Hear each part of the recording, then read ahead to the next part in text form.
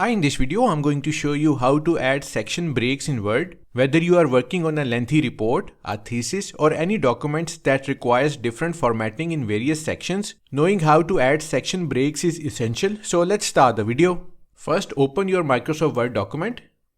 To insert section break in Microsoft Word, simply place your cursor at the location where you want the section break. Now click on the Layout tab in the top panel.